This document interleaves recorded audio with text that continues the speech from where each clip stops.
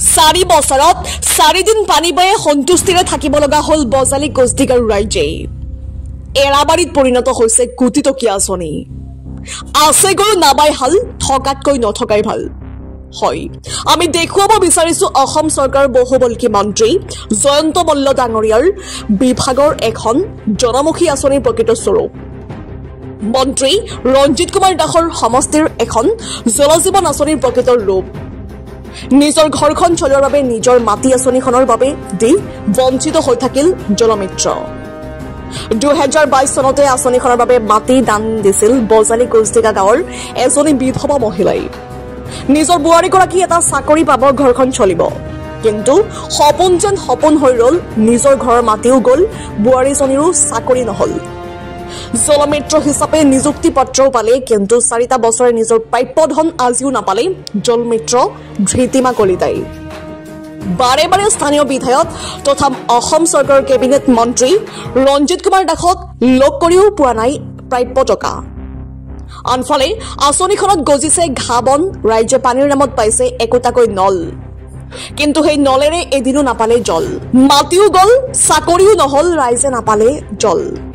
কেৱল ঠিকাদাৰ আৰু বিভাগীয় কৰ্তৃপক্ষৰ বাবে হৈ পৰিল ধন জীৱন আঁচনি। অৱশেষত সংবাদ মাধ্যম যোগে অসমৰ মুখ্যমন্ত্ৰীৰ হস্তক্ষেপ বিচাৰি আহ্বান পৰিয়ালটোৰ লগতে গাঁওবাসী ৰাইজৰ। News desk digital Assam live. এইটো ঠিকাদাৰৰ এইটো হিৰৰ কাৰণে বুলি কৈছে। ঠিকাদাৰে কামখিনি ভালকৈ কৰা নাই। তাৰোপৰি কেইদিনমান আহিছিল, খবৰ চবৰ লয় ক'ত কি হৈ আছে। আজিতো মোটামুটি এক বছৰ মানে হ'ল, সিহঁতৰ খবৰ নাই।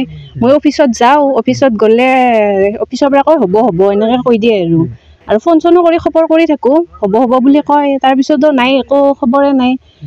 কাৰেণ্টৰো প্ৰব্লেম হয়, কাৰেণ্টৰ প্ৰব্লেম হোৱাৰ পিছত কাৰেণ্টটো ঠিক কৰে, পিছদিনাৰ পৰা আৰু মানে প্ৰব্লেম হয় কাৰেণ্টৰ। পানীও দিলোঁ কেইদিনমান, 5-6 দিনমান পানী দিছোঁ, ৰাইজেও পানী পাইছিল। তাৰপিছত এনেকৈ কিবা কিবি প্ৰব্লেম হৈ কেনে এনেকৈ আৰু হৈ আছে। এতিয়া সিহঁতৰো একো মানে কাৰো খবৰো নাই, কোনো চাব নাহেও এনেকৈ। ঠিকাদাৰ কোন আছিল?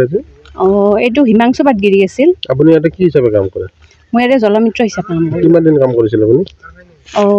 মইতো আজি 3 বছৰ মানে হ'ল। আপোনাৰ দৰমহা পাতি পাইছে নেকি? নাই নাই, একো পোৱা নাই। মই ট্ৰেইনিঙো কৰিছোঁ। এইটো ৰাইজে কিমান দিন পানী পাইছিলে?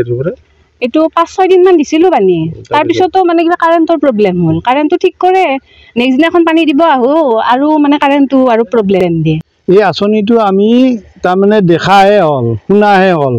আৰু আমাৰ বৰপেটা জিলাৰ পানীখিনি আমাক কমপ্লিট ভাল কৰি দিয়াৰ কথাটো চৰকাৰে দিছিল, কাৰণ আমাৰ বৰপেটা জিলাতে কেঞ্চাৰ বেমাৰটো বেছি। গতিকে কেঞ্চাৰ বেমাৰৰ সলনি এই আমাৰ পানী আঁচনি এটা দিছিল। এই আঁচনিটো নিকা পানী আছিল, কিন্তু আমি পানীটো ক'ত পাম? পানীয়ে নাপালোঁ আজিলৈকে। 2-3 দিন পানী দিলে আমাৰ কি হ'ব? 2-3 দিন পানী আজি 5 বছৰ খাম নেকি? নহয় নেকি এনেহেন? গতিকে হৈ ভাল কৰি দিয়ক, নহ'লে এইটো উঠাই লৈ গুচি যাওক আমাৰ ইয়াৰ পৰা। আমি ৰাখি কি লাভ কৰিম যদি এনেই থাকে? এনেই পৰি থকা বস্তু এটাৰ কি লাভ আছে? মাটিখিনিও গেল, তাতে খেতি বাতি কৰিছিল এখেতসকলে, খেতিখিনিও কৰিব পৰা নাই, একো কৰিব পৰা নাই। আমি এনেই এতিয়া দেখা শুনাই হৈ থাকিল এই বস্তুটো। বিশেষ মোৰ ক'ব লগা নাই এইখিনিয়ে।